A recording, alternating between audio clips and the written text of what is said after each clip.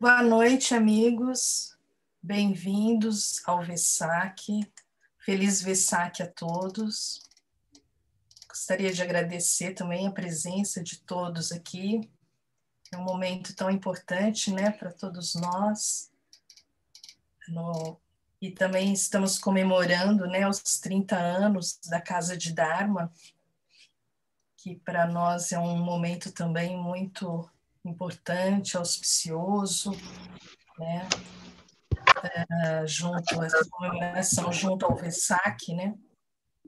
E em nome da Casa de Dharma, eu gostaria de agradecer todos os esforços, né, que foram feitos por muitas pessoas que já passaram pela Casa de Dharma, né, que estão atualmente, né, praticantes, que são os esforços de muitas pessoas que a Casa de Dharma está aí, né, com 30 anos. E também, né, agradecer as pessoas, os voluntários, porque sem os voluntários nós não teríamos possibilidade de manter todas essas atividades, né, da casa, os instrutores, né, as pessoas que fazem parte da administração, diretoria, conselho, e principalmente aos monges, né, todos os monges que nos dão o suporte para a nossa prática, ou que estão, né, presencialmente, ou estão à distância, né? E hoje nós temos o privilégio de ter o Ajahn Mudito, né, como agradecer o Ajahn por ter aceito o nosso convite, e também aí, né, com a presença do mosteiro, né, Sudavari, que e todos os monges que estão aí, né, com o senhor presente também no Vesak. Então, agradecemos, né, queremos agradecer muito. E o Adjan vai fazer um puja, né? Então, quem quiser acompanhar pelo livro de cânticos, ou quem tem esse livro, né, que é o livro de cânticos da Maravati, ou então no chat tem um link que vocês podem acessar o PDF, né? Vou pedir para manter os microfones fechados. Depois da palestra, o Adjan vai abrir para um bate-papo. Então, e aí, se alguém quiser se manifestar, então, ou pode abrir o microfone, ou então no próprio chat.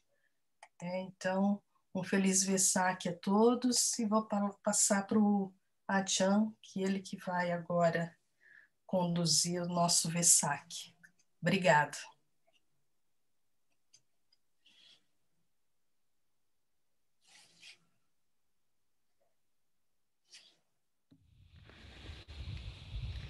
Então, eu queria que a gente começasse determinando 5 preceitos. Quem quiser acompanhar, quem quiser seguir os 5 preceitos, ou quem já segue os 5 preceitos, quiser reafirmar, né, a prática dos 5 preceitos, ou quem quiser começar a seguir agora, né, é uma boa oportunidade, né? Então, quem quiser fazer a recitação, pode acompanhar no livrinho, que é na página 62.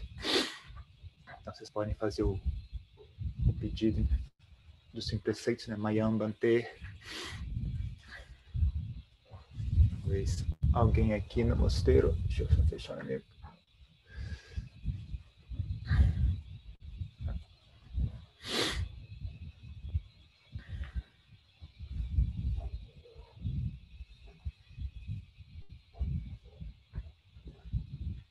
Mayam Bante Tisaranena Saha Panchasilam Yachama Dutyampi Mayam Bante Tisaranena Saha Panchasilam Yachama Tatyampi Mayam Bante Tisaranena Saha Panchasilam Yachama. Então repita após mim. Namo tassa bhagavato arahato samma sambuddhassa. Namo tassa bhagavato arahato samma sambuddhassa. Namo tassa bhagavato arahato samma sambuddhassa. Namo tassa bhagavato arahato samma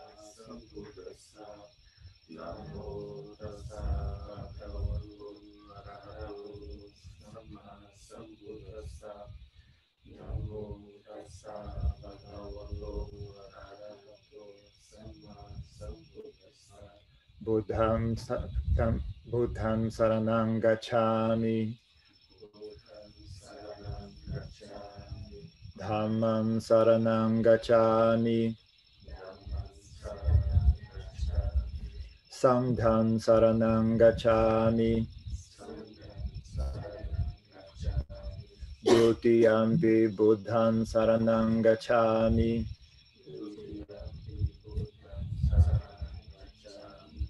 Dutiyampi dhammam saranang gacchami.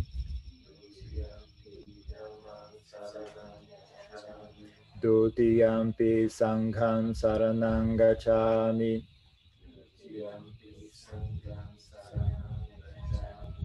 Tatiyampi buddham saranang gacchami.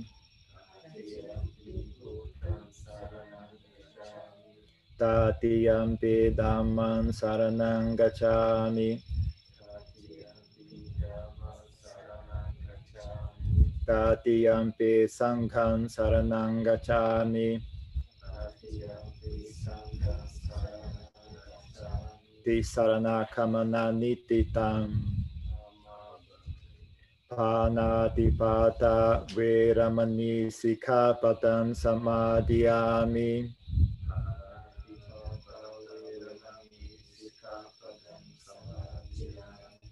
Adinadana veramani sikkhapadam samadhiyami.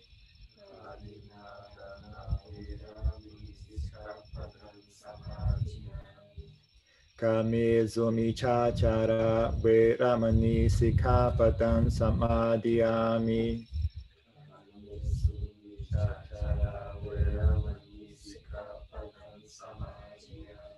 Musawada veramani sikkhapadam samadhiyami.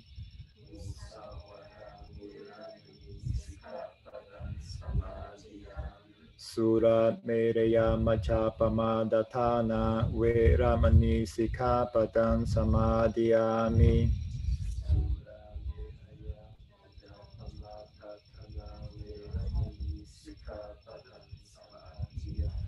Imani pancha sikkhapadani silena sukatinyante silena poka sampata silena nibbutinyante tasma silam visotaye.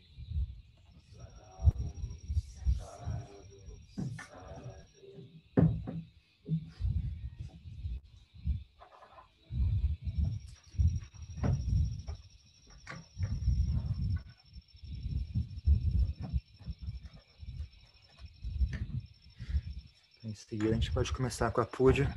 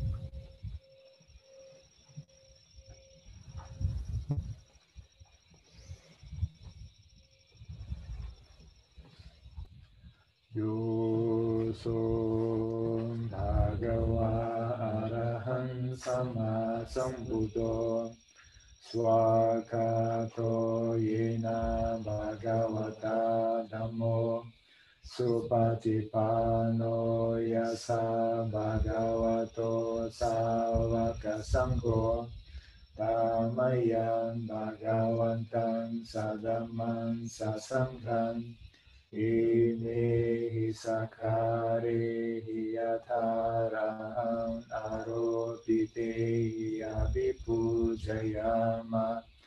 Sadhuno bante bhagava sucira parinibbhutopi pachima janathanukam pamanasa ime sakare dukata panakara bhute patiganhatu anhakam vigaratan nitaya sukhaya araham sama sambuddho bhagava buddham bhagavantam abhivade.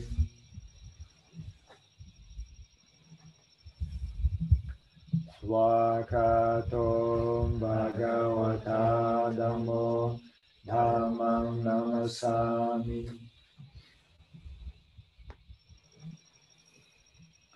Supatipanom bhagavato sāvaka sangho sangham namami.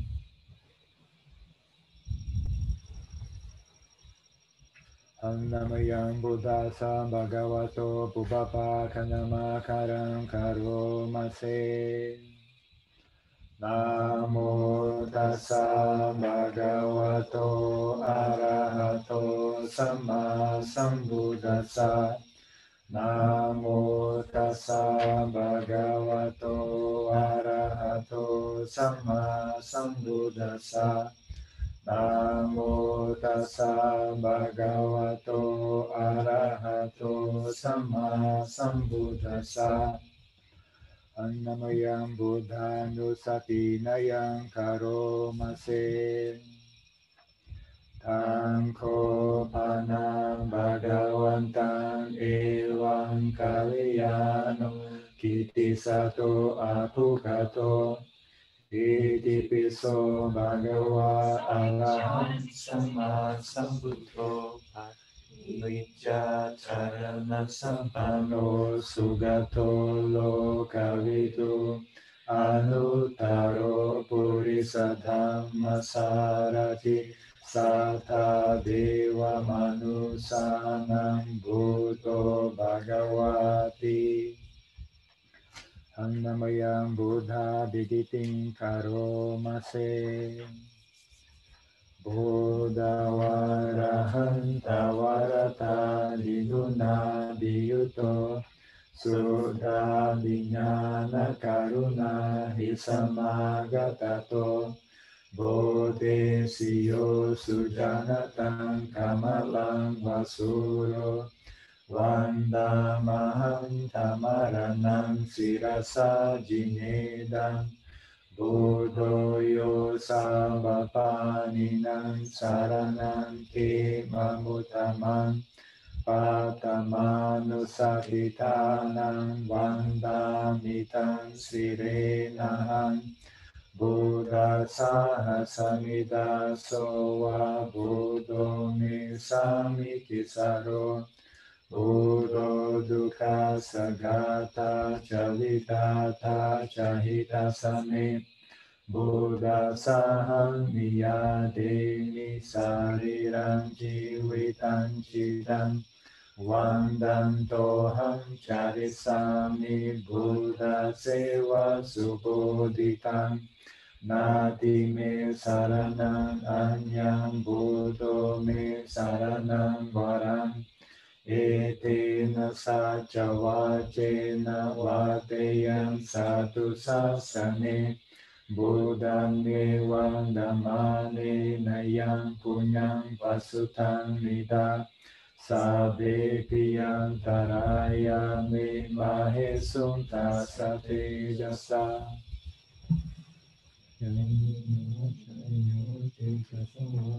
Buddhe kutamam patakam rayanya Buddho patijan hatu asayata Kaha hari samvaitu vambute Annamayam dhammanusatinayam karomase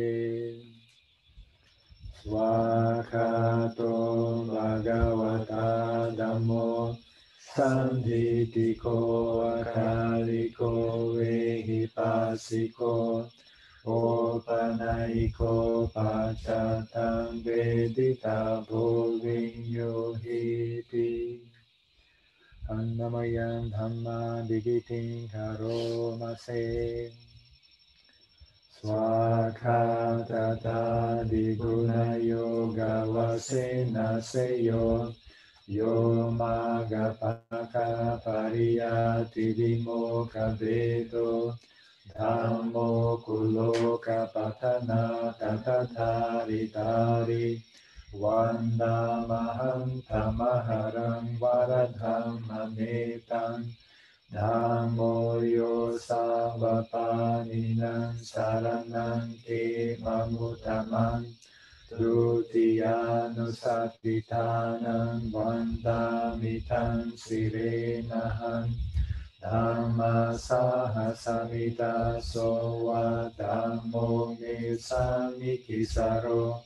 Dhammo dukkha sagrata cavitata cahita same. Dhamma saham niyadeni sariram jivitam chidam. Vandantoham charisami dhamma seva sudhamatam. Nati me saranam anyam dhammo me saranam varam. Etena sacha vachena vadeyam satu sasane. Dhammam me vandamane nayam punyam pasutam nida. Sadepiyam taraya me mahesum dasate jasa.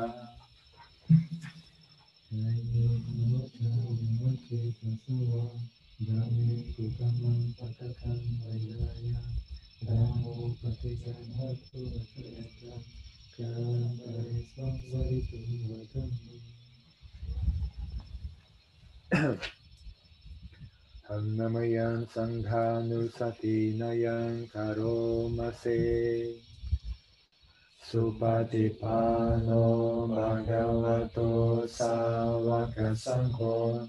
Ujupatipano bhagavato savaka sangho. Dayapatipano bhagavato savaka sangho. Samicipatipano bhagavato savaka sangho. Yadidan chatari purisa yugani yata purisa pugala. Esa bhagavato savaka sangho. Ahuneyo pahuneyo dakineyo anjali karaniyo. Anutaram punya ketan lokasati. Annamayam sangha digitin karomase. Sadhamajo supatipati guna biyuto. Yota dito ariya pugala sangha seto. Sila di dhamma pavara sayakaya cito. Vanda maham tamariya nagandam susutam.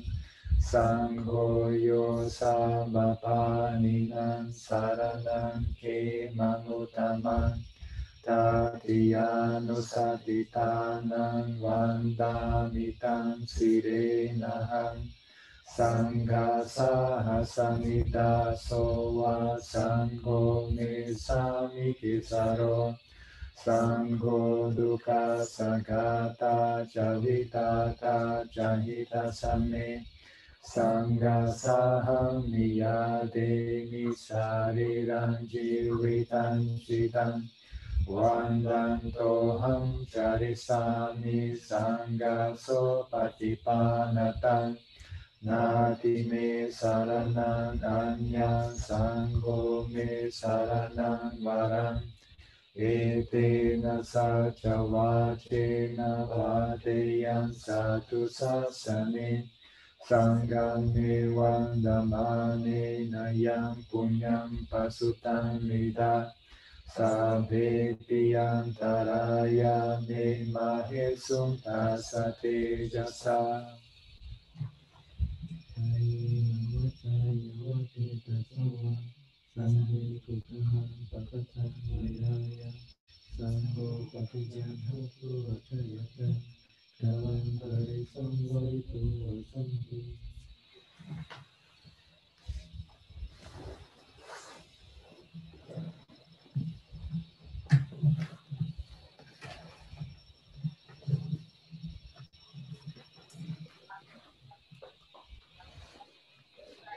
Página 36.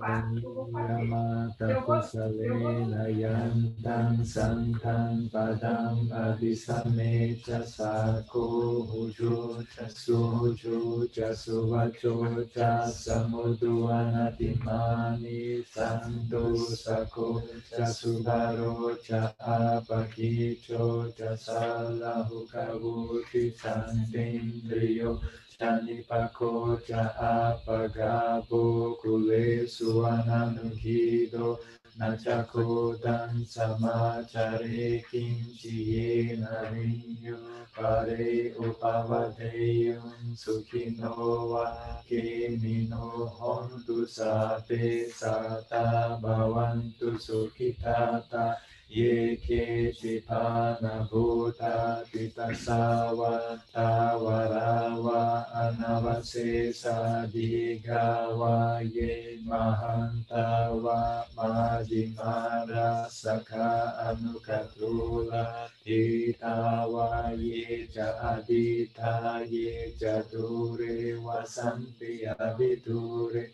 Uttawa sambhavesi vasape sata bhavantu sukhitata naparo param vikupe tanati manye takata chinam kinchimyaro sanapatiya sanya nanya manya sadhu kanicheya mata yatha niyam putam Ayusa eka puta manurake evam pisa bahute sumanasam pavaye aparimanam metam chasa balokasmi manasam pavaye aparimanam udam adocha tiriyancha asambada Averam asapatam titam charam nisino vasayano yavata savigata nido etam satim aditeya brahmanetam viharam nitamahuditim cha anupagama silava Tasanena sampano kame sulineya gedam naija gambaseyam punareti. Eis o que se deve fazer para cultivar a bondade e seguir a via da paz, ser capaz de ser honesto, franco e gentil em falar, humilde e não arrogante, contente, facilmente satisfeito, aliviado de deveres e frugal no seu caminho, pacífico e sereno, sábio e inteligente, sem orgulho, sem exigência por natureza, que ele nada faça que os sábios possam vir a reprovar, desejando na alegria e na segurança que todos os seres sejam felizes. Quaisquer que sejam os seres vivos, fracos, fortes, sem exceção, dos maiores aos mais pequenos, visíveis ou invisíveis, estejam perto ou estejam longe, nascidos ou por nascer, que todos os seres sejam felizes. Que ninguém engane ninguém ou despreze alguém em que estado for. Que ninguém, por raiva ou má fé, deseje mal a alguém. Assim como uma mãe protege o filho com sua vida, seu único filho, assim de coração infinito se deveria estimar todo ser vivo, irradiando ternura por todo o mundo, acima ao mais alto céu e abaixo as profundezas, irradiante e sem limites. Vive de ódio e má fé. Seja Parado ou andar, sentado ou deitado, livre de torpor, essa uma lembrança a manter. Diz-te essa ser a sublime permanência, o puro de coração, com clareza de visão, ao não insistir em ideias fixas, liberto dos desejos dos sentidos, não voltará a nascer neste mundo. Página 34.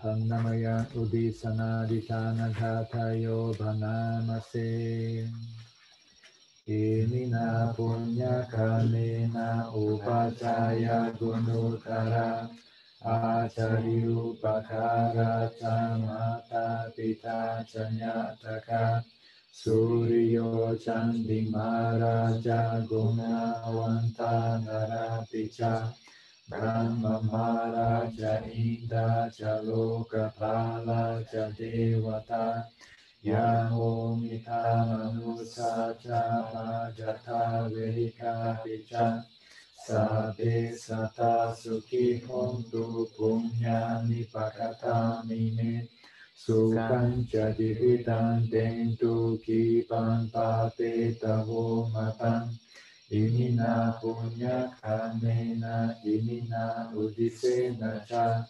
Kipaham Sulape Chewa Tan Hupadana Chedanam Ye Santane Hinahama Yawa Nibanato Mamam Nasantu Sabada Yewa Yata Jato Bhave Ujujitam Sati Panya Saveko Viriyam Hina Maralavantu Noka Sankatum Javiriye Sume Buddhadi Pavaro Nato Dhammo Nato Varotamo Nato Pacheka Bhuto Cha Sangho Nato Taro Mamam Teso Tamanu Bhavena Aroka Samlavantu Man.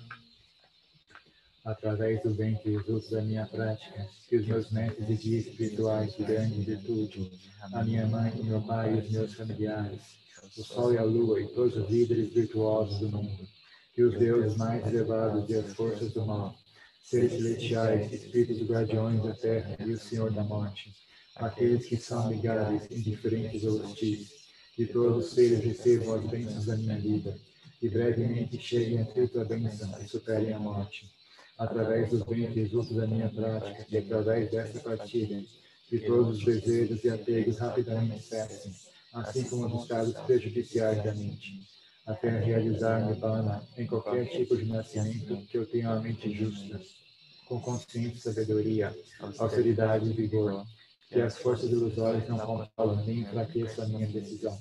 O Buda é meu excelente refúgio, insuperável a proteção do Dhamma. O Buda solitário é meu nobre exemplo, a Sangha meu maior suporte. Que através dessa supremacia desapareça a escuridão e a ilusão.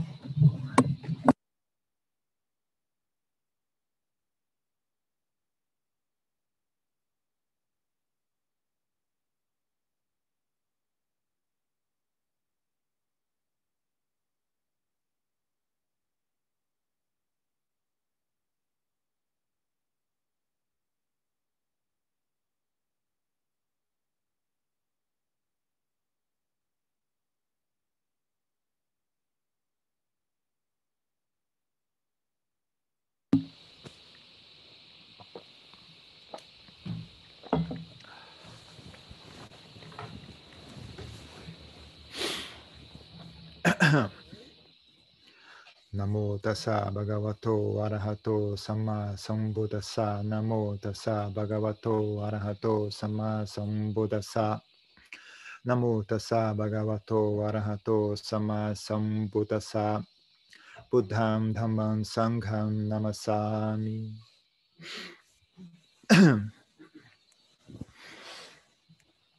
Então, mais um Vesak. De acordo com a contagem tailandesa, hoje é o ano 2564, se eu não me engano. Eles contam a partir do dia do Parinibbana do Buda.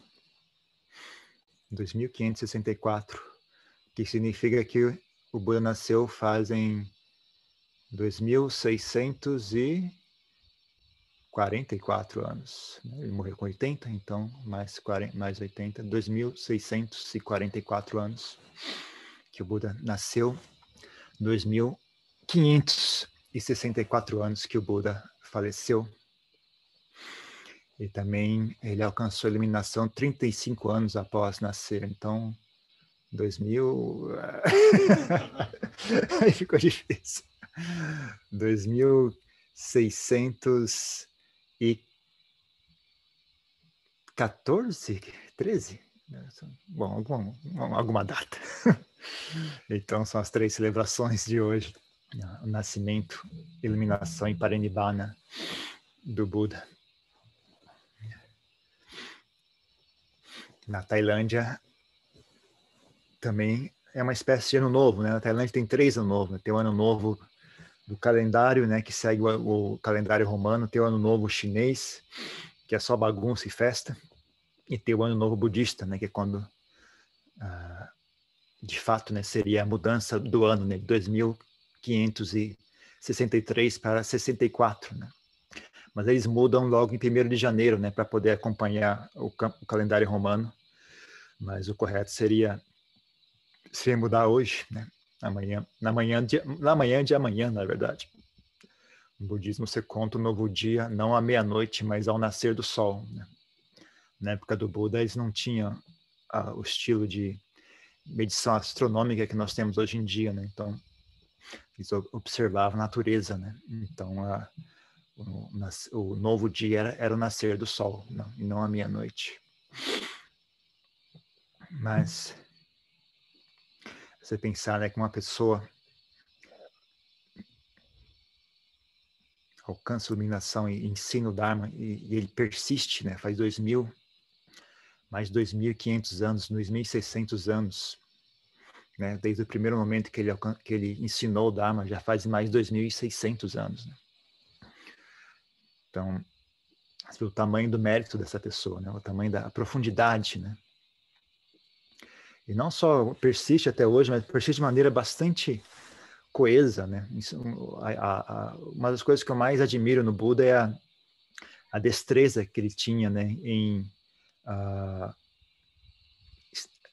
Não é só falar a verdade, mas é como que você fala isso, de que forma que você estrutura, né?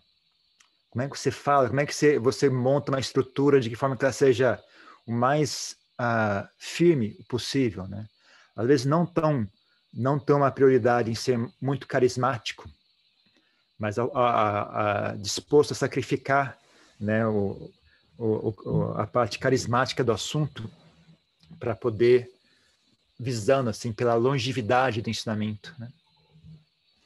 Então não sei, né? Eu acho que não é difícil adivinhar que eu sou fã do Buda, né? Eu até virei monge, estou monge até hoje, né? Mas sempre me admirava muito, assim, né? Tantas coisas que o Buda dizia, mas as coisas que ele não dizia, né? Eu sempre achei assim uma maestria muito grande, né? Tanto naquilo que ele dizia já era fantástico, né?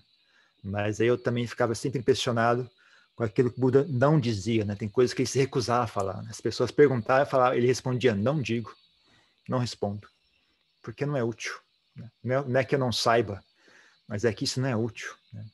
Então, para mim, isso dá uma visão clara, né, da firmeza que ele tinha, né, naquilo que ele havia realizado, né? O cara não chacoalhava, não vacilava, não ficava ansioso, não ficava preocupado se alguém ia gostar ou não dele, né? E sabia claramente, né, o que foi que eu realizei e qual é o meu propósito de ensinar as pessoas, né? Não estou ensinando ninguém para ganhar discípulos, para ficar famoso, para ganhar elogio. O único e simples propósito é que seja útil para as pessoas, né? Então, não importa se as pessoas vão gostar ou não, se não for útil, eu não falo, né? Também, e um pouquinho disso, né? Você também, eu tive a bênção, né, de poder enxergar um pouco nos meus professores, né? E também não tive o mérito de conhecer a Ajahn Chah pessoalmente, mas também os relatos também nesse mesmo sentido, né? A pessoa não tinha a menor preocupação em ganhar discípulos e sair atrás de discípulos, em ser famoso, nada, né? A pessoa só ensinava o Dharma, só isso, né? Lompuman, né? Lompuman, Lompucha, menor preocupação em ganhar discípulos, sempre tinha total firmeza no Dharma, né? A pessoa só ensinava o Dharma e é isso, né? E isso é suficiente.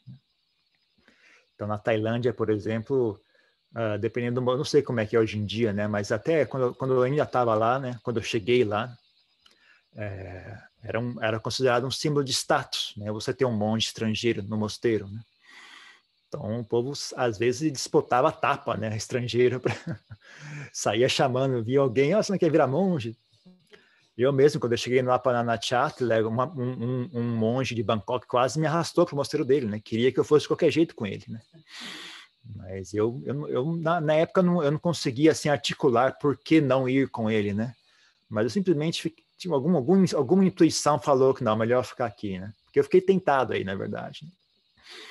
Mas alguma intuição me deu, na verdade, eu lembro o pensamento que me deu, né? Eu falei, não sei qual é a razão para eu não ir com esse monge. Eu só sei de uma coisa, Ajahn Chah ficou na floresta, Ajahn Mun ficou na floresta. Então, eu não vou para Bangkok, não, vou ficar aqui, né? Foi o máximo que eu consegui articular de pensamento, né? Mas ainda assim foi o suficiente. E também vendo com o meu próprio professor, Alan Popiek, né? Não tem menor preocupação em arrumar discípulos, não tem menor preocupação em ser famoso, em divulgar ensinamentos, aparecer na televisão. Então, a pessoa que tem profundidade no Dharma, Lompo-Liem, né? Lompo-Liem também é outro exemplo, assim, muito... E as pessoas podem até ficar... Algumas pessoas ficam até chateadas com ele, mesmo aqui no Brasil, algumas pessoas não gostaram muito, né?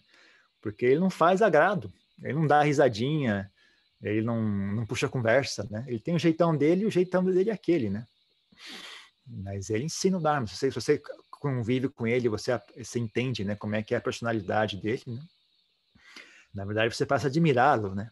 Por essa total falta de preocupação, total falta de ansiedade com relação ao que os outros pensam a meu respeito, né? O cara tem, ele sabe o que ele tem, né? Ele sabe o que ele desenvolveu, ele sabe aquilo que ele conquistou, né? Ele sabe que aquilo que ele conquistou é mais valioso do que a simpatia ou ganhar o favor dos outros, ganhar a simpatia dos outros, né? Então, você vê, né, nessa pequena medida, né, você consegue enxergar um pouco disso. Aí você imagina como é que deveria ser o Buda, né? A dimensão que deve ser um Buda, né? Um Buda vivo, presente, né? Deve ser algo realmente fantástico, né? Só de estar na presença desses mestres, né? Você já tem uma pequena dimensão, né? Imagina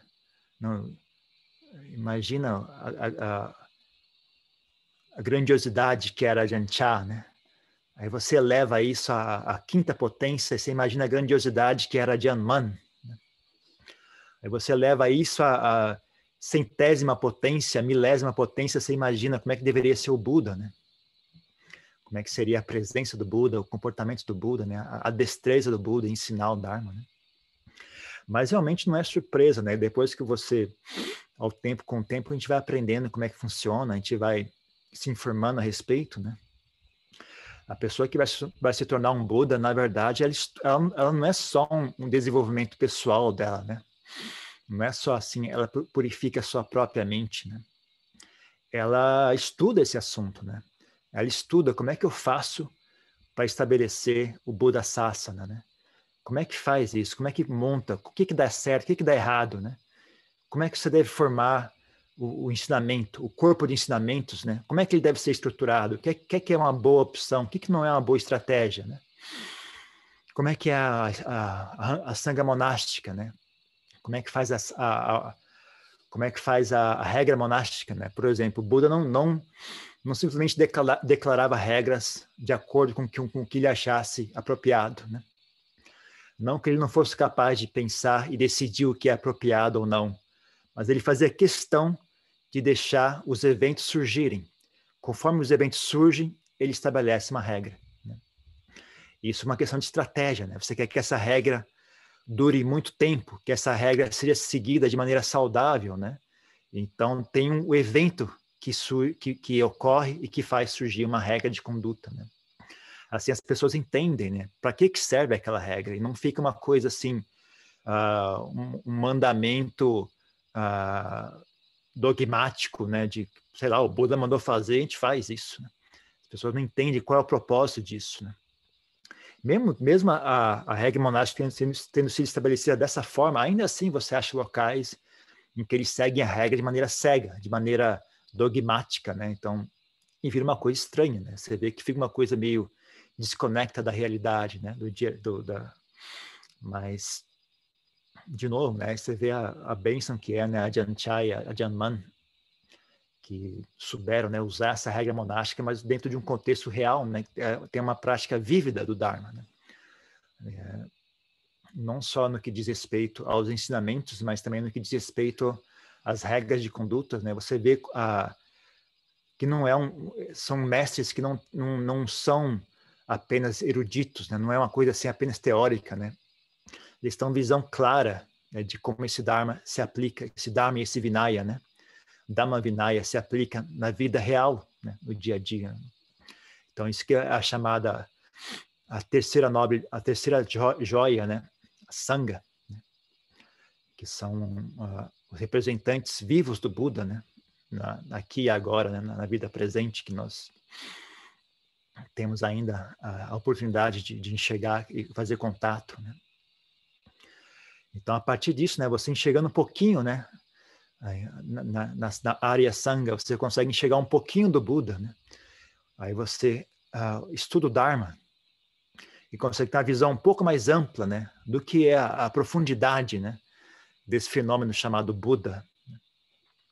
E aí, quem tem mérito suficiente para isso, né? Pode também desenvolver a si mesmo, né? Desenvolver a sua própria prática e enxergar o Dharma por si mesmo. Aí sim, que a pessoa tem real noção do que é o Buda, né? O Buda mesmo dizia, né? Aquele que enxerga o Dharma, enxerga a mim, né?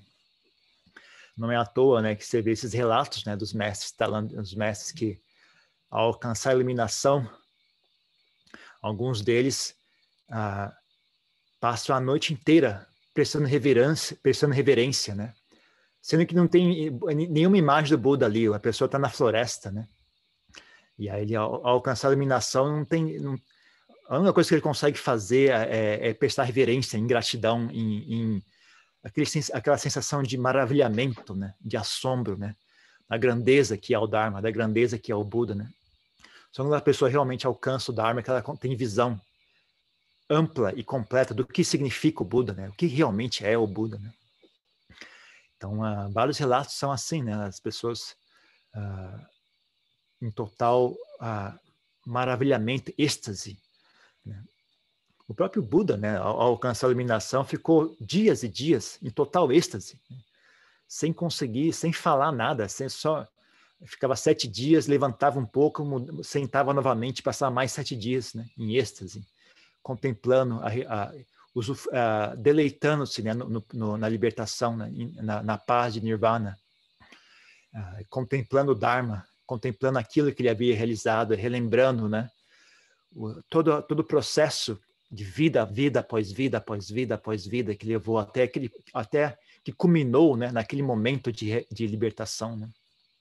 Todo o esforço que ele passou, todos os milhões de anos que ele passou trabalhando, desenvolvendo a si mesmo, tendo desenvolvido a si mesmo também estudando, né, como é que faz para ser Buda, como é que faz para isso dar certo, como é que ensina o Dharma, como é que faz para que o Dharma dure o máximo de tempo possível, beneficie o maior número possível de pessoas, né?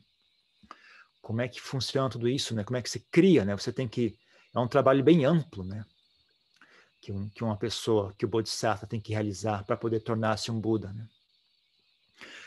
Os Budas não beneficiam só o reino humano, né? São milhares de reinos que eles beneficiam, né? Talvez milhões, né? Não sei ao certo, né? Mas não é só o mundo humano, o planeta Terra, são vários níveis e vários milhares de reinos, né, que um único Buda beneficia, né? Mas nós, seres humanos, somos ditos muito afortunados, né? Porque nós somos como se fossem compatriotas do Buda, né? Nós nascemos no mesmo mundo que o Buda. Nós temos um corpo parecido, igual ao do Buda. Nós temos nascemos de pai e mãe que nem o Buda. Então, a experiência do Buda é muito parecida com a nossa, né? E isso é algo assim muito auspicioso e muito valioso para nós, né?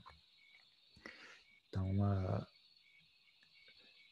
talvez fosse possível dizer, nós somos os discípulos mais próximos do Buda, de todos os seres, né, que reverenciam e tem o Buda como ponto de referência, né, em todos os níveis de existência no universo inteiro, né? Os seres humanos são os mais próximos, né? O discípulo, os Akarasavakas, né, o discípulo mão direita e mão esquerda do Buda eram seres humanos, né? Ananda era um ser humano, Anuruddha era um ser humano, Mahakassapa, Sariputta, Moggallana, Mahakapina, todos os Akarasavakas, né, as mulheres, né, Kema, o Palawana, né, as Bhikkhunis, né, todas seres humanas, né, todas pessoas que nem nós, né? Então, e ainda assim, né, aqui, mesmo hoje em dia, ainda somos nós, né, que resguardamos, né, os textos, né, a doutrina do Buda e praticamos a disciplina, né, que o Buda sempre ele descrevia, né, o que ele tinha para oferecer para as pessoas como Dhamma e Vinaya, né? Não é só o Dharma, também tem o Vinaya, né? Tem a prática, né?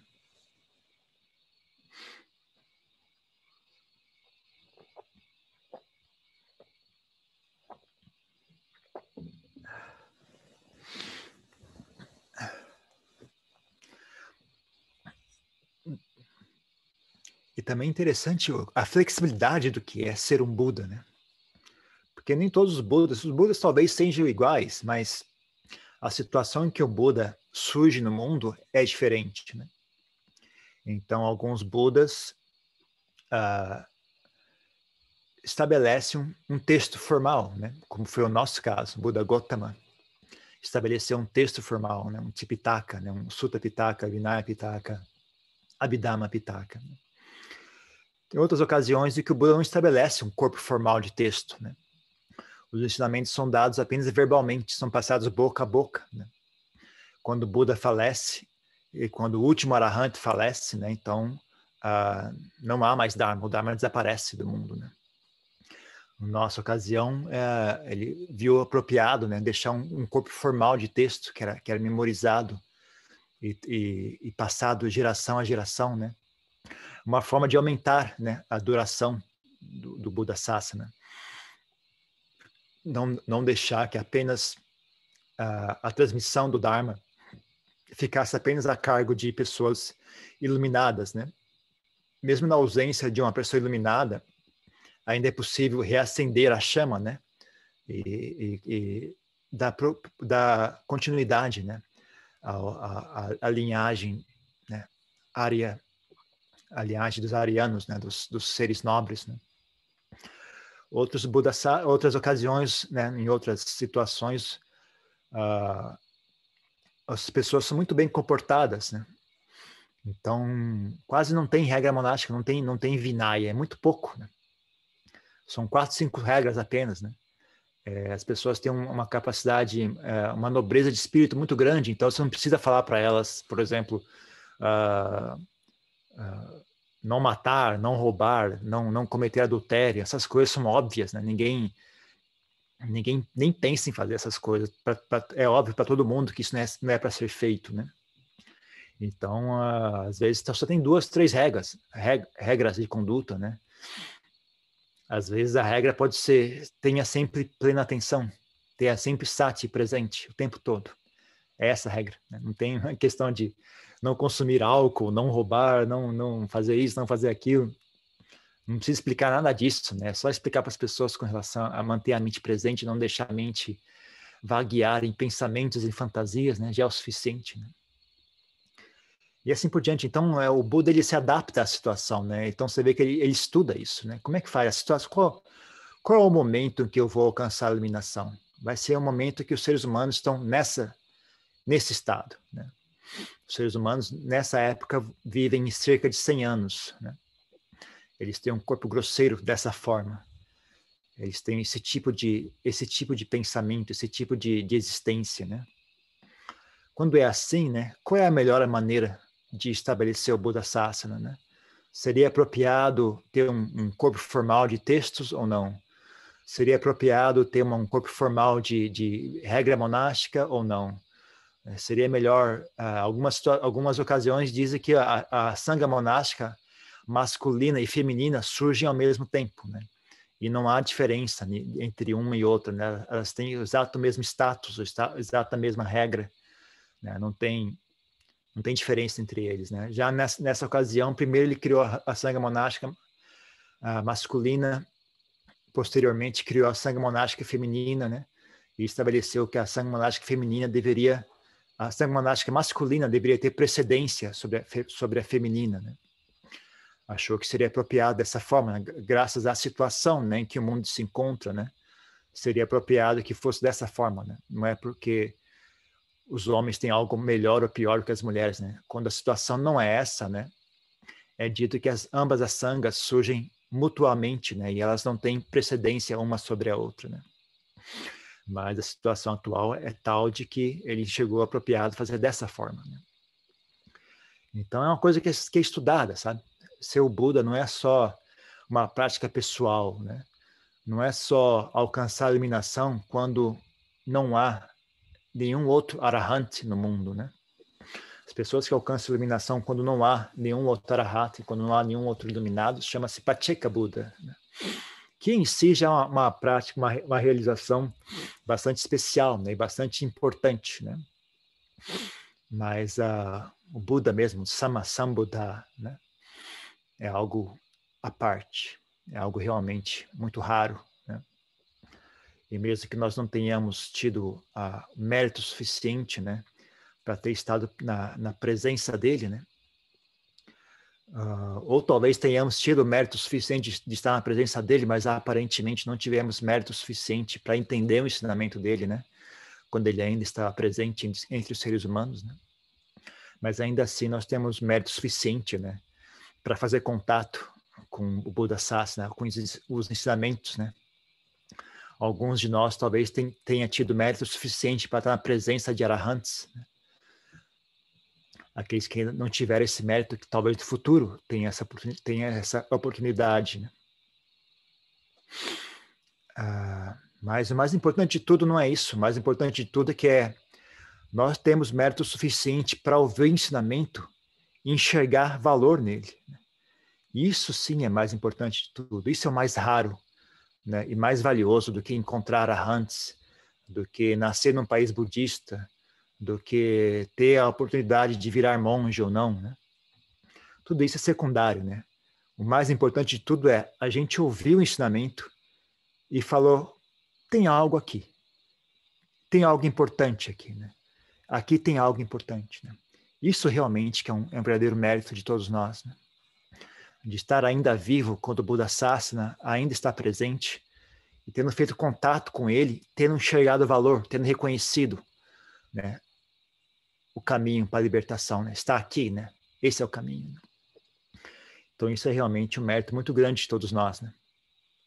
Então, tendo tido essa capacidade, né, de reconhecer, né, o Dharma, então cada um faz o esforço na medida de acordo com as possibilidades de cada um, a gente faz nosso esforço, né, para tentar seguir esse caminho e então, enfim, né, poder encontrar face a face com o Buda, né, quando nós tivermos a bênção de alcançar a iluminação, então aí sim nós vamos de fato enxergar o Buda, né?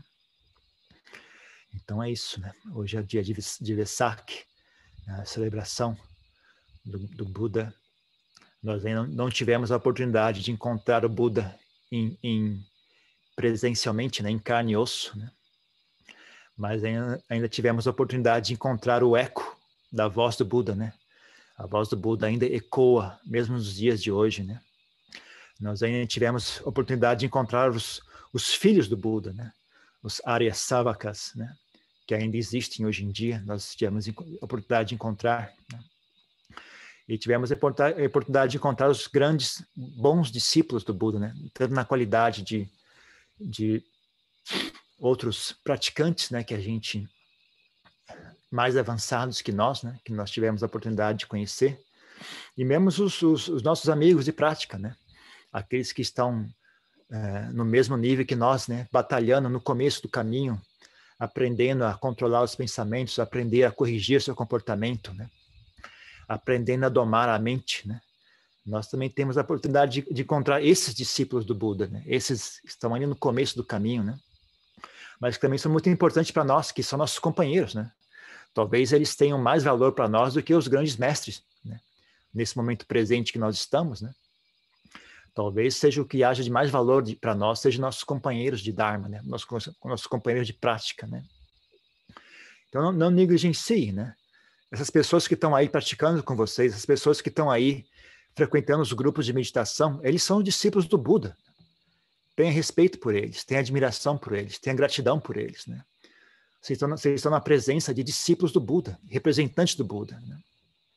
Então, o mesmo respeito que você tem, né, pelo Buda, pelo Dharma e pela Sangha, né? Não se esqueça de partilhar um pouco desse respeito e gratidão pelos seus amigos de prática, né? Porque no aqui e agora, talvez eles sejam o que há de mais importante para vocês, né? Então, no dia de Vesak, né, nós prestamos reverência ao Buda, mas também nos lembramos, né, da profundidade do Dharma, né? E não nos esquecemos também da importância da Sangha, né? Tanto a Sangha monástica, Arya Sangha, Sangha monástica, e também a Sangha laica, né? De professores e alunos, que são nossos companheiros de prática, né? Chamados Saradhamikas, né? Nossos amigos de prática. Ok? Tá tão frio aqui que meu queixo está ficando congelado, não estou conseguindo nem falar. Então, vou encerrar a palestra aqui. Alguém quiser fazer alguma pergunta, fique à vontade. Alguém quiser falar alguma coisa sobre o Vesak, quiser dar o seu depoimento ou fazer uma pergunta, fique à vontade. Eu não sei o que é Buda Sasana.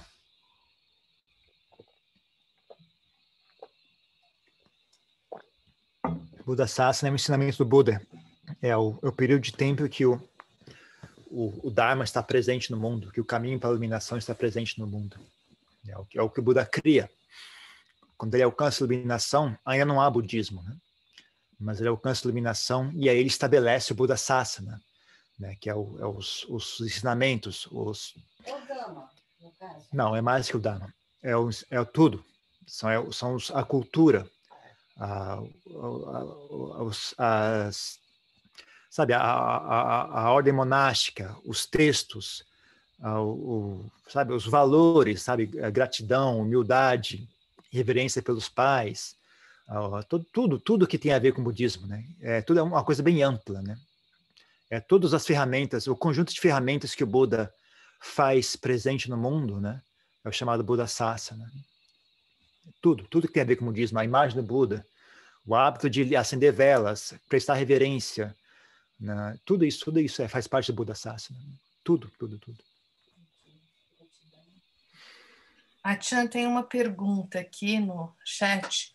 O que o senhor indica para pessoas que moram em lugares muito distantes de grupos presenciais de prática do Dharma? O que eu recomendo? Sim. Eu recomendo fazer o que for possível. Se tiver como participar de grupos na internet, você participa. Se não tiver como participar de grupos na internet, você procura ler e se informar, assistir ensinamentos, ouvir palestras, né? E mais importante de tudo é continuar a sua prática, né? Ter um tempo para praticar sozinho, né? Praticar em casa, praticar e lembre-se que prática e meditação não é só sentar em meditação, né? É você refletir, né? No dia a dia, procure observar, né? O ensinamento do Buda no dia a dia, né? As coisas que acontecem no dia a dia, de que forma que aquilo se relaciona, de que forma aquilo se relaciona ao que o Buda ensinou, né? O que o Buda diria sobre aquilo, né? Tenha sempre o Dharma em mente, né? A prática não é só sentar em meditação, né? Também é você estar sempre atento, né, ao Dharma no dia a dia, nos eventos do dia a dia, né? E quando possível você frequenta, né? Quando for possível você frequenta algum grupo de meditação, se tiver algum assunto para fazer em São Paulo, no Rio de Janeiro, você aproveita e passa lá nos grupos de meditação. Em outros locais também tem grupos de meditação. Quando puder, tiver umas férias, vai passar uns dias no mosteiro. Quem tiver oportunidade vai até a Tailândia, vai até outros países onde tem mosteiros bem estabelecidos, né? Nos Estados Unidos, na Europa. E assim por diante, né? Tem que ir improvisando, fazer o que for possível.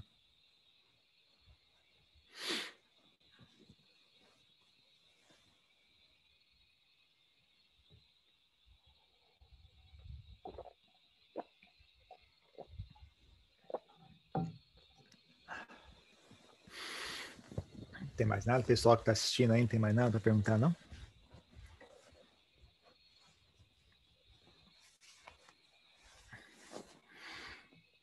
Se tiver perguntar, pergunta logo que tá frio aqui, viu? Eu sou muito legal, mas não sou tão legal assim não. Daqui a pouco minha paciência acaba. Tá bom já, gente. Não tá tão frio, tá 16 graus, mas tá um ventinho gelado que não tá muito legal, não. Tchan, eu tenho uma pergunta. Pode falar. O senhor poderia falar um pouco sobre a recordação do Buda como um objeto de meditação, assim, o uso da recordação do Buda na prática da meditação? Sim. A ideia é você desenvolver estados mentais saudáveis, né?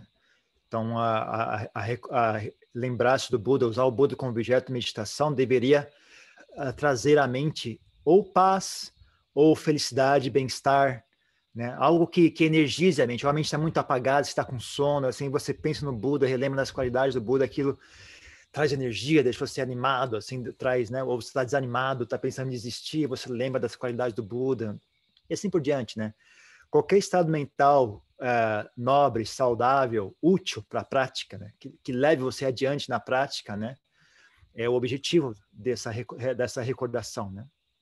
Então você pensa no Buda, não tem uma maneira fixa, né? Isso fica a seu critério, né? Você pode pensar nas qualidades, você pode pensar, por exemplo, nas consequências do Buda, né? O Buda, com a sua iluminação, ensinou o Dharma. Viu? O que aconteceu após isso, né? Como é que isso...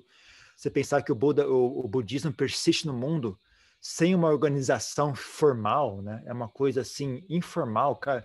O Buda não deixou ninguém tomar posse do ensinamento dele, né? Onde que isso já aconteceu antes, né? O Buda falou, não, olha só como o Buda é mestre em expor o Dharma. Tem tanta firmeza naquilo que ele ensinou, falando, não, ninguém vai me substituir como líder do budismo. O Dharma é o seu professor. Eu já ensinei o Dharma. Está aqui, está feito. Então, é algo assim, realmente nunca visto, né? Não tem nenhum outro local, nenhuma outra religião que você consegue enxergar algo desse tipo. Meu computador apagou. O que está acontecendo aqui?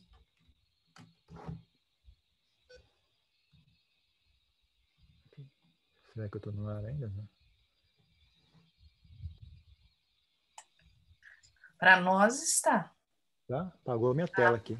Bom. Tá sim, está no ar. Então é isso, né? Você refletir sobre as qualidades do Buda, de maneira que ele for conveniente, que ele inspirar o coração, né? Você pode pensar da maneira que ele inspirar o coração, né? Como eu falei, né? Eu ficava impressionado só de ver o que ele ensinava e o que ele não ensinava, né? E até o que ele não dizia me deixava impressionado, né? Eu não sei, eu acho que também eu acho que tendo feito contato com os mestres, né? Você tem uma visão muito mais real, assim, muito mais vívida, né, de como que talvez o Buda fosse, né? Porque é muito mais fácil imaginar o Buda, né? Quando você convive com grandes mestres, né? Você consegue, eu acho que começa a formar a imagem, né, de como deveria ser o Buda.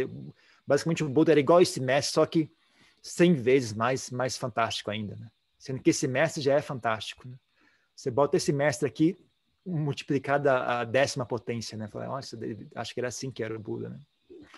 Então, você reflete, né, da maneira que ele inspirar o coração, né, com o objetivo de desenvolver boas qualidades na mente, né? E muitas pessoas também usam isso como meditação, né? Se você vê que você, refletindo sobre o Buda, a mente fica pacífica, fica energética, fica estável, né? Então você pode usar isso como uma meditação formal mesmo, você sentar em meditação, né? E trazer o Buda à mente, né? E isso pacifica a mente, né? E você fica ali só ali, tentando manter a mente pacífica e estável o máximo de tempo possível, né? Também é uma ótima reflexão no momento da morte, né? No momento da morte, você relembrar o Buda, lembrar as qualidades do Buda. Se você conseguir morrer com o Buda em mente, né? Eu acho que você tem uma grande chance de ter um bom renascimento, né? Pelo menos todos os exemplos que aparecem nos suttas, né? E relatos de mestres também corroboram essa ideia, né? De que você conseguir manter o Buda, o Dhamma e a Sangha em mente, né? É o que mais desejável no momento da morte, né? Então a reflexão sobre o Buda é algo muito útil, né? De várias maneiras. Obrigado. Tem uma pergunta aqui, Etienne. Queria fazer uma pergunta mais voltada à prática. Por um tempo, toda vez que medito, há muita calma, mas gostaria de ir além. Alguma dica a respeito? Não está tão calmo assim, né? Porque o desejo de ir além está presente, né? Tá queimando, assim, oh, mais, me dê mais que isso. Não está tão calmo como você pensa, não. Se tivesse calmo, você não teria desejo de ir além. Aquela calma seria completa e perfeita, sabe? É um sentimento assim de... não sei o que... É uma perfeição, sabe? Não tem... Não, você está desejando ir além porque não está muito calmo ainda. Continue praticando. Não está muito bom ainda, não. Não está tão calmo como você pensa. É apenas... acho que você está um pouco sobreestimando, né? O quão calmo está a sua mente.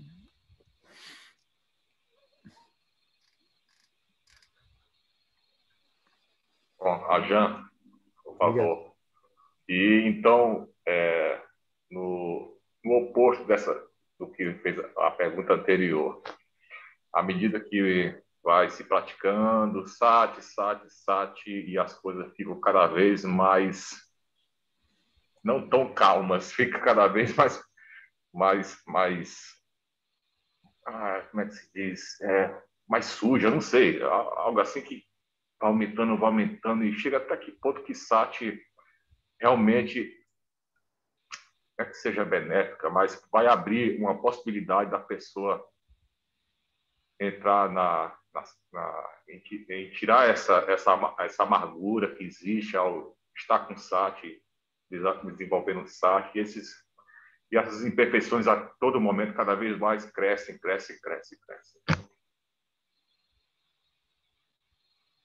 Certo, qual é a pergunta? Seria uma pergunta quase que um pouco distinta do que fez a pessoa anterior, né? De estar calma. Seria o contrário. Ao praticar, estar cada vez mais... Não chega a ser uma inquietude, mas é como se fosse algo assim, cada vez mais denso, pesado. Acho que a sua prática, em vez de ficar calma, está ficando mais tensa. Pois é. E vai ficando, e a pessoa não consegue... Não sei, uma habilidade que deve ser alguma habilidade que esteja faltando, talvez, não sei. Mas bom, tem duas coisas. Parte do assunto é você... lembre-se que, na verdade, um dos nossos objetivos é enxergar essas coisas também, sabe? Então, você ficando mais ciente de si mesmo, é normal que você vai conseguir enxergar melhor tanto o que há de ruim como o que há de bom também, né? Se a mente está fixa só no que há de ruim, é uma questão de saber aplicar a sua atenção, né? Não ficar só fixando em tudo que é ruim. Lembre das coisas boas que você faz também, né? Lembra das boas qualidades, até coisa simples, sabe? Você acordar de manhã cedo. Você conseguir acordar de manhã cedo, você não ser preguiçoso, você não... Por exemplo, você segue os 5 preceitos, né? Se você segue os 5 preceitos com frequência, lembre-se de lembrar, né, que isso é especial, né? Você não mata ninguém. As pessoas não deveriam ter medo de você. Você não rouba de ninguém. As pessoas não precisam ter medo de que você vai roubar as posses dela. Você não consome álcool, então as pessoas não precisam ter medo de você, que você está negligente, de você estar Quando você está dirigindo um automóvel, ninguém precisa ter medo de você. Então, você lembrar que você, puxa, eu não sou uma ameaça ao mundo. Né? Esse tipo de coisa, você também tem que lembrar de aplicar a sua atenção, né, nas coisas boas que você está fazendo. Né? Mas é desejável, é normal e desejável que você também enxergue, né, as coisas erradas. Porque é só aí que você vai conseguir corrigi-las. Né? Então, você não pode deixar a mente ficar muito agitada quando enxergar coisas ruins, né? Você deveria ter gratidão, né? De falar, oxa, que bom que eu estou enxergando isso, algo ruim, agora eu tenho a oportunidade de resolver isso aqui, né? Mas não deixa a mente também ficar obcecada com coisas ruins, né? Você tem que, porque tudo isso afeta a sua personalidade, né? Se você só foca em coisas ruins, isso vai corroer a sua personalidade de uma certa maneira. Né? Se você só focar nas coisas boas, isso vai corroer a sua personalidade de outra maneira. Né? Ambas são indesejáveis. Né? Então, você precisa ter um equilíbrio. Né? É importante olhar as coisas ruins, mas também é importante olhar as coisas boas. Né? Mas o fato de que essas coisas ficam mais evidentes agora, isso, na verdade, é um bom sinal. Né? Só não fique muito obcecado com elas ao ponto de perturbar o seu bem-estar. Né? De vez em quando, lembre-se de usar essa mesma capacidade de prestar atenção, né? E de estar ciente, de também prestar atenção, também estar ciente das boas coisas, né? Da amizade, do bem-querer, né? O fato de que você não sente vontade de agredir as pessoas. Uma pessoa faz algo com você e você não sente raiva. Puxa, que bom, isso é especial, né? Em geral, as pessoas não fazem isso, né? Então, você lembre-se, né, de que isso tem algo bom acontecendo também, né? Também preste atenção às coisas boas que estão acontecendo com você, né? Para que a sua experiência de vida seja equilibrada, né? Nem muito para um lado, nem muito para o outro.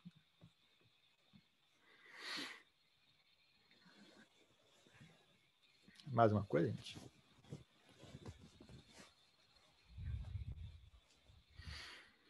O pessoal que está aqui tem uma pergunta? Cris, seu microfone está fechado, Cris. Desculpa, Tia, tem mais uma pergunta aqui. Como lidar com a ansiedade e a avidez por realizar a iluminação, em meio a tantos obstáculos ou o medo de não conseguir realizar? Tem duas opções. Ou você é sábio ou você sofre. Um dos dois. Se você for sábio, simplesmente pare de ficar desejando essas coisas de maneira obsessiva, né? É bom você desejar a iluminação, mas se você desejar demais, vira um obstáculo, né? Como qualquer outra coisa na vida, né?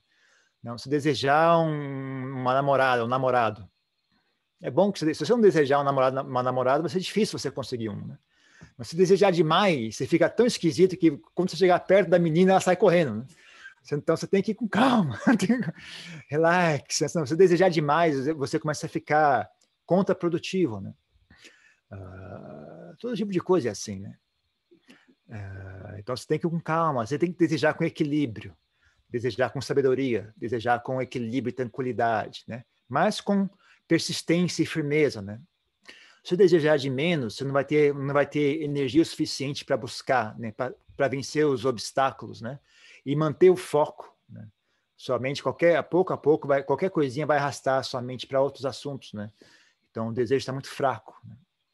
Mas se você desejar demais, você fica tenso e ganancioso e não tem destreza o suficiente para realizar essa prática, né? Então, pode desejar, não deseje demais, né? Bom, mas como é que eu faço para achar esse ponto, né, de equilíbrio? Se você tem sabedoria, você simplesmente estabelece a mente no ponto certo, né? Se você não tem sabedoria, você sofre. Você vê, estou sofrendo para cá, e você relaxa um pouco mais. Opa, agora estou sofrendo para a esquerda. Acelera um pouco mais, agora está muito para o lado para a direita. Aí você vai equilibrando, né? Você tem que estar disposto a fazer errado, né? Se você não está disposto a fazer errado, você não vai achar o certo, né? Então, por exemplo, você tem muita ganância para acertar, aí você não admite errar, aí você bloqueou o seu caminho. Então, você tem muita preguiça de errar, né? Muita preguiça, você não tem desejo suficiente, né, para acertar, né? Aí você fica com preguiça de fazer esse processo de ficar errando e tentando achar. Então, aí tem desejo de menos, né? Quando tem desejo de menos, a pessoa não tem disposição, tem preguiça, não tem disposição de lidar com o assunto, não dá para você me resolver aí, dá para comprar algum curso, não, tem algum amuleto que eu compro aí. Então, a pessoa tem preguiça de fazer, não tem desejo suficiente, né? Ou a pessoa tem desejo demais, né? E aí ela fica travada, ela fica toda tensa, né, e travada. Então tem que desejar de menos, tem que ter humildade. Humildade é sempre útil, né? Tem várias qualidades que equilibram na prática, né? Como humildade, gratidão, paciência, né? Mas você não pode equilibrar só para a esquerda, né? Você equilibrar demais com paciência, aí você nunca tem... Você tem que equilibrar tudo isso, né? Tem que ter paciência... Esse que é o que a Dhyana Mahaboa falava, né? A prática do Dharma é a coisa mais difícil que um ser humano consegue realizar. É o ápice da capacidade humana, né? Porque muitas das coisas são contraditórias, né? Você tem que ter paciência, mas ao mesmo tempo você tem que ter urgência. Você tem que ter desejo, mas não pode ter muito desejo, né? Você tem que ter desejo, mas também tem que ter aversão. Então, por exemplo, o Buda nunca ensinou essa história, né? Você não pode desejar nada, que se você desejar, você não alcança iluminação. O Buda jamais falou isso, né? E não é que não tenha alguma verdade nisso, mas é que tenha, como eu falei anteriormente na palestra, né, tem uma estratégia, né? Como é que você explica o Dharma? Né? Se você quiser explicar, o desejo e a aversão não são obstáculos no caminho, aí não tem prática para ser feita, né? Você tem que falar o que as pessoas consigam praticar, né? Então, na verdade, o que o Buda de fato ensinou, né, as pessoas utilizarem, né, os desejos, focarem os desejos no local correto, focarem as aversões no local correto, né? O Buda ensinava as pessoas a ter aversão.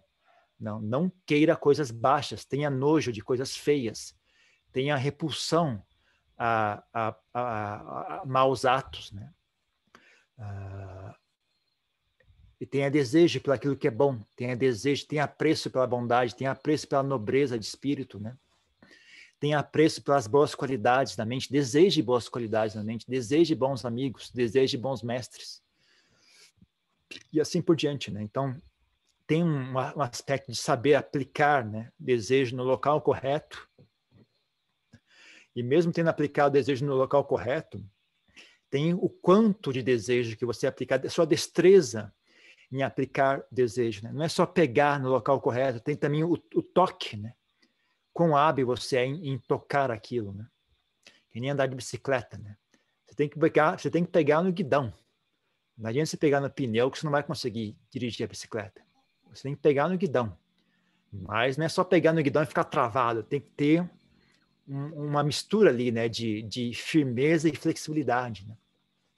É uma coisa que você aprende fazendo. Não tem como você aprender ouvindo o que eu estou falando. Você tem que fazer. Você tem que botar a cara na rua mesmo e experimentar, fazer errado, tentar de novo, errar de novo, fazer de novo, errar de novo, e ir aprendendo aos poucos, né? Isso é uma sabedoria que você adquire. Essa é uma sabedoria que você adquire. Você não ouve falar, você não lê num livro. Você tem que fazer você mesmo e adquirir essa destreza. Que nem andar de bicicleta. Igualzinho andar de bicicleta. Não tem diferença.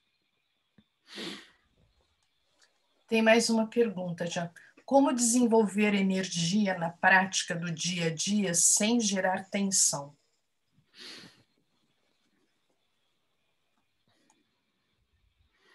Não, vai tensionando aí. Vai tensionando, aí você sofre. Aí você relaxa um pouco mais. Já serve como ponto de referência, sabe? Você não precisa demonizar tudo, não precisa demonizar a tensão. Tensão é normal. Então você vê, tá tenso. Ok, então eu tenho aqui um ponto de referência. Significa que eu estou fazendo demais. Relaxa um pouco mais. Relaxa 10%, vê o que acontece. Tá tenso ainda. Relaxa mais 10%. Vai relaxando, vai relaxando. Né? Não tem nenhuma proibição, gente. Não tem nada proibido, né? Você tá encontrando tensão na sua prática, trabalhe com isso. Então você tem aí um belo ponto de referência. Tem um ponto de referência da esquerda. Aqui chama-se esquerda. Vamos começar a nos mover para a direita, né? Aí se você move demais para a direita, a sua prática fica relapsa e frouxa. Você falou, opa, agora minha prática foi muito para a direita. Então você não precisa ter medo dessa experiência, sabe? Ter experienciado a prática relapsa demais, você tensiona um pouco mais, até achar o ponto médio. Você não tem como achar o ponto médio sem conhecer direita e esquerda. O médio está bem entre direita e esquerda. Se você não tem visão de direita, não tem visão de esquerda, como é que você vai achar onde é que é o médio? Não tem como.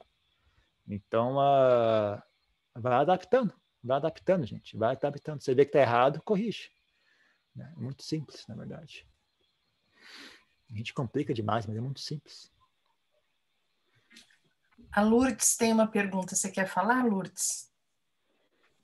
Você levantou a mão?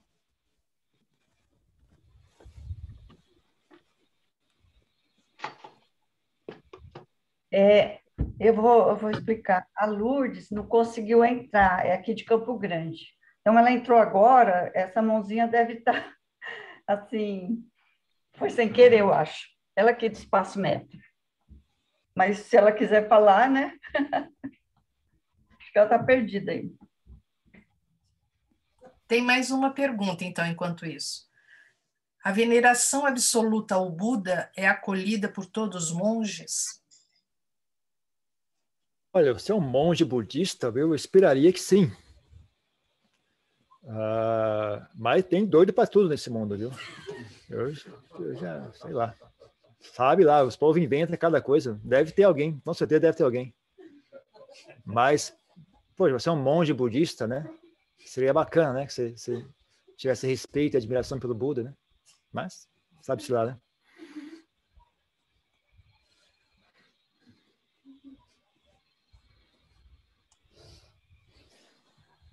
Tem muitos aqui agradecimentos, né? Muitas pessoas que estão agradecendo pelos ensinamentos, parabenizando também a Casa de Dharma. Tem alguém mais que gostaria de fazer alguma pergunta? Aqui no chat já todas as perguntas já foram lidas. Jean, eu gostaria de perguntar algo. Alguém puxou uma pergunta, eu posso esperar. Pode fazer, Arthur, pode falar. Não, eu queria lhe perguntar, Jean, se, assim, nesse contexto que a gente está vivendo, essa época, né, se seja nós como praticantes, como instrutores, como responsáveis também pela Casa de Dharma também, há algumas coisas dentro do vasto ensinamento do Buda que a gente deveria estar mais atento, né, e mais assim funcional ou não, né? Então é isso, então não é nada assim mais específico seja prestar atenção ou, né, propiciar ou assim. Não, gente, o Dharma é algo, que nem o Buda falava, né? O Dharma inteiro ele só tem um único sabor, né? O sabor de libertação. Não tem nenhum aspecto do Dharma que seja mais importante do que o outro, né? Todos os diferentes tipos de ensinamentos e aspectos do ensinamento são relevantes à pessoa que está praticando, né? Então, qual é o Dharma mais importante? Depende de vocês, né? O que é que mais afeta o coração, o que mais lhe tem resultado, né? O que mais atrai a sua mente, né? Cada pessoa é diferente, né? Então, para mim, o que é mais importante no Dharma é uma coisa, para vocês vai ser outra. A pessoa que é professor de Dharma, o que eu mais poderia dizer é isso, né? Conforme você com o tempo vai passando, faz uma releitura, né?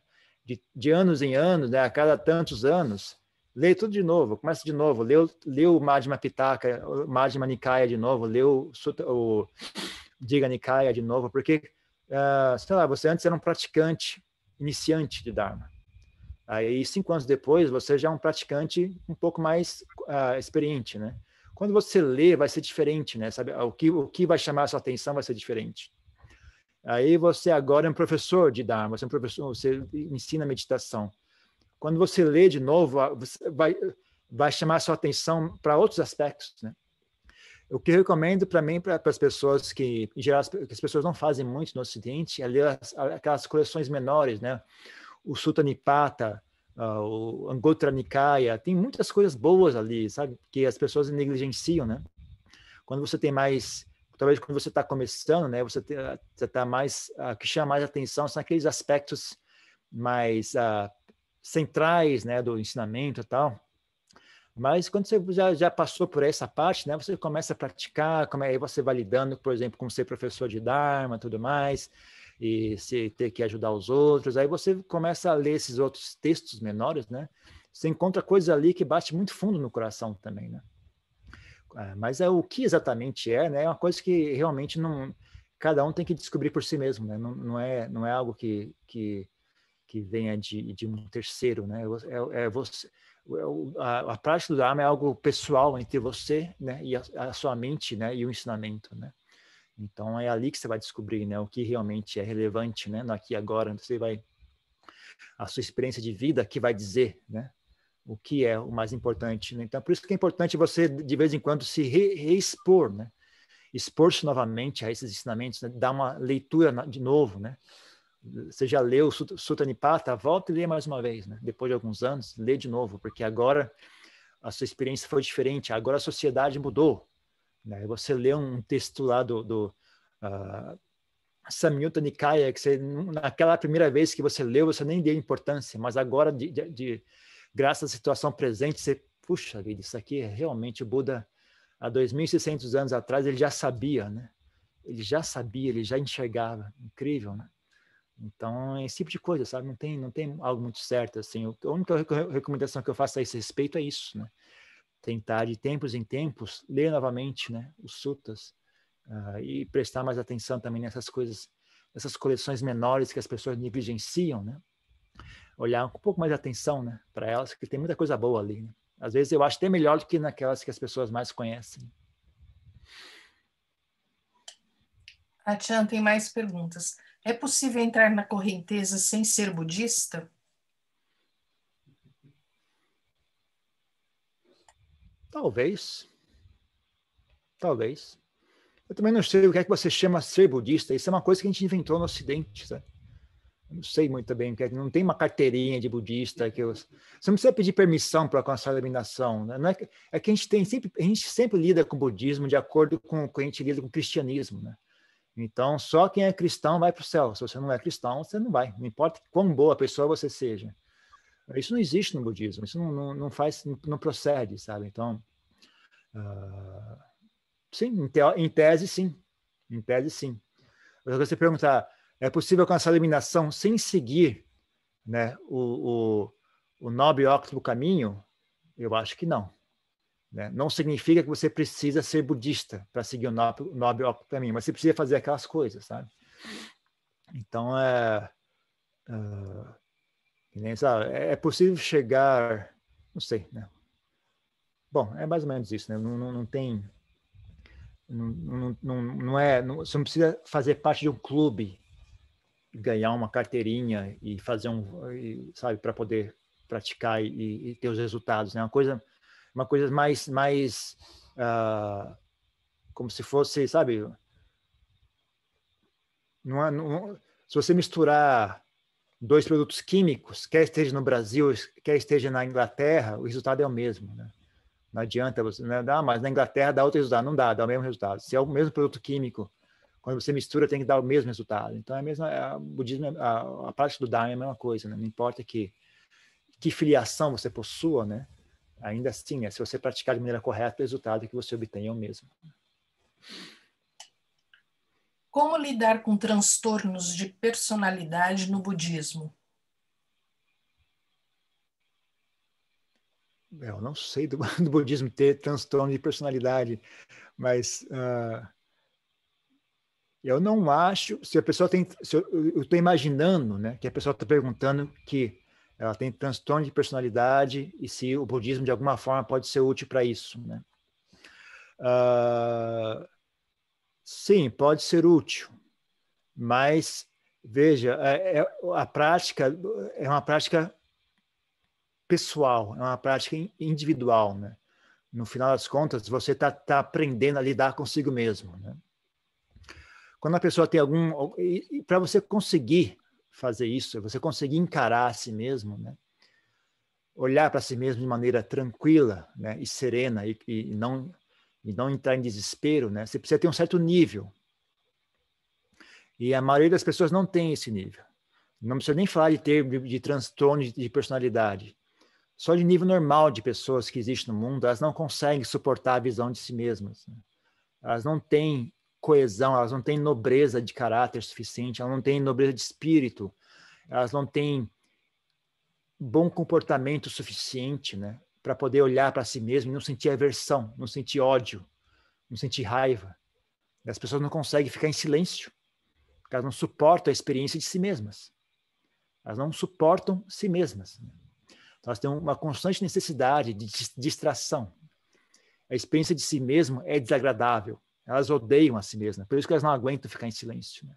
Elas querem assistir alguma coisa, elas querem ouvir alguma coisa, elas querem ir para algum local, né? Ficar consigo mesmo é insuportável, né?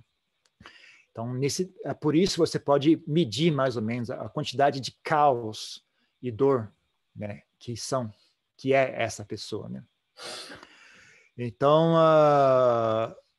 só isso já é difícil o suficiente. Isso é uma pessoa normal. Isso que a gente chama de normal, infelizmente, né? É triste isso, mas isso que a gente chama de normal.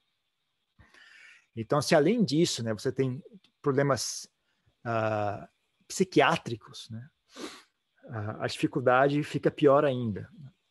Porque além de ter essa mesma dificuldade que as pessoas normais, né, têm, né, eu sempre normal, entre aspas, né, além da dificuldade que as pessoas normais têm, né, você agora tem ainda um composto mental muito frágil e muito traiçoeiro, né? Ele quebra muito fácil. Muito facilmente ele pode dar um resultado inesperado e às vezes um resultado não danoso, assim, bastante danoso para si mesmo e para os outros. Então é como se fosse uma mente muito arisca, muito incerta, muito imprevisível, né? E pode dar muito errado, né? Então, acho que sim, o budismo pode ser útil, mas é bom ter um acompanhamento psiquiátrico, um acompanhamento psicológico, porque é traiçoeiro, né? A sua mente, não é que o budismo é traiçoeiro, a sua mente é traiçoeira, né? A mente de uma pessoa normal já é traiçoeira. A mente de uma pessoa que tem dificuldades psiquiátricas é ainda mais traiçoeira, né? Então, requer o dobro, o triplo, o quádruplo de atenção, né? Então, uma boa estratégia é ter um acompanhante, alguém que acompanhe, né? Alguém que acompanhe. Em geral, uma boa recomendação de acompanhante é um psiquiatra, um psicólogo. É uma boa recomendação. Bom, continuam chegando muitas mensagens de agradecimentos, né? Gratidão, parabenizando a Casa de Dharma. Deixa eu ver se tem mais alguma pergunta. Alguém gostaria de fazer alguma pergunta? O microfone aberto.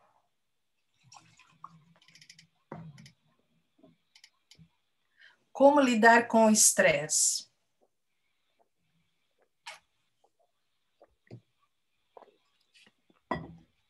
Estressando e sofrendo. Eu quero que todo mundo sofra muito, viu? Eu acho muito bom o sofrimento. Quanto mais você sofre até você cansar, né? Sofre até você cansar, até você cansar. E aí você muda, sabe? O sofrimento é bom que faz você mudar, faz você parar e olhar o que está acontecendo. Eu não gosto de dar solução para as pessoas, para as coisas, porque elas não ficam inteligentes. Se eu só falar para você como é que resolve o estresse, você só vai limpar a sujeira para debaixo do tapete, né? Mas não resolve mesmo o problema, né?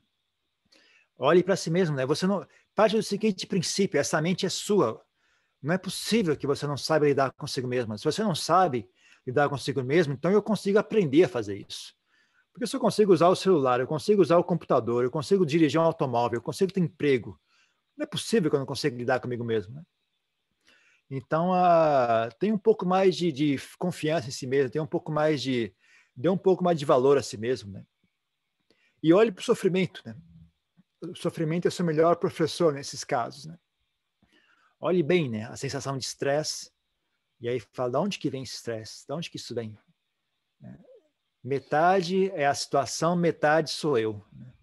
A situação não é boa, mas se eu fosse um pouco mais sábio, eu também essa situação não ia ser tão ruim.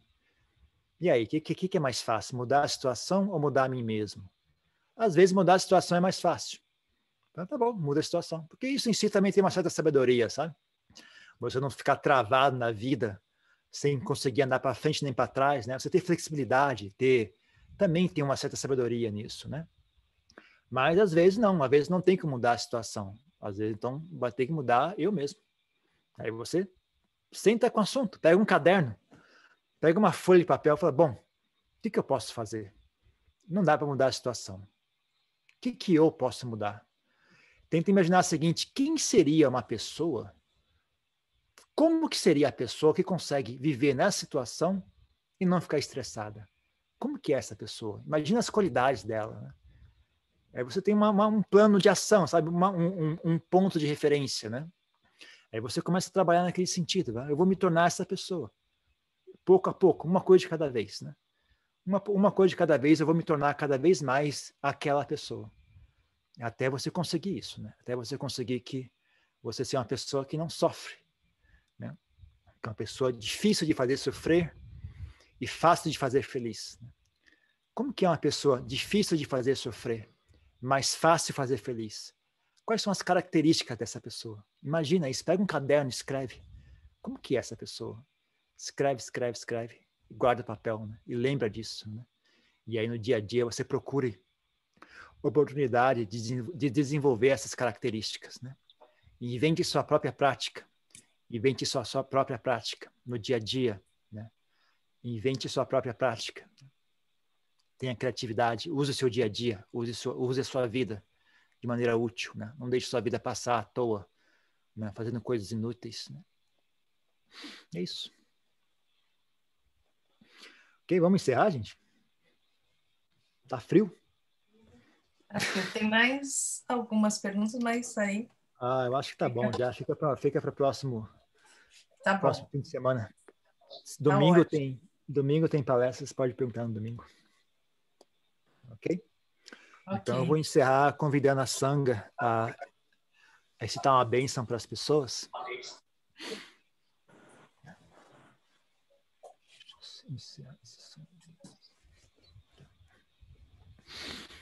Yatha varivaha pura paripurenti sagram evameva ito dinante tananupakapati ichitam patitam tuham kipameva samichanto sabe purentu sankapa chando panaraso yatha manichot tiraso yatha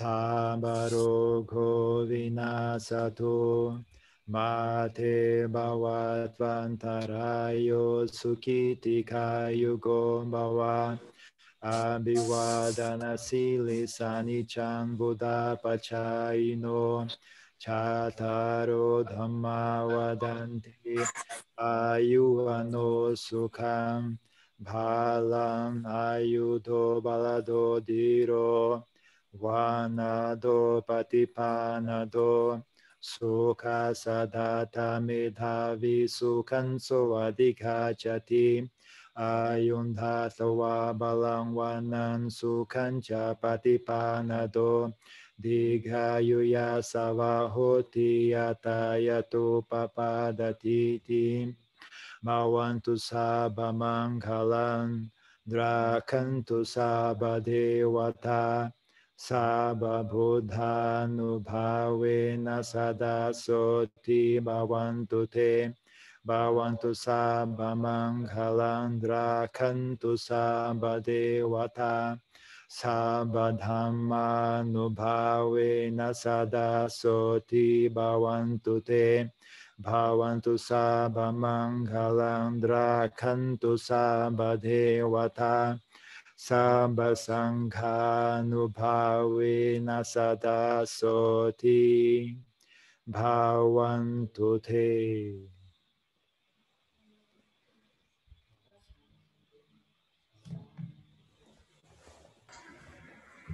Sadhu, sadhu, sadhu.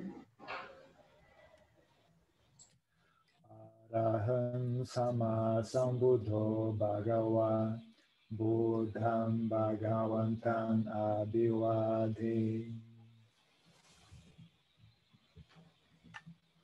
Swakato Bhagavata Dhammo Dhamman Namasami. Supatipano Bhagavato Savaka Sangho Sangham Namami.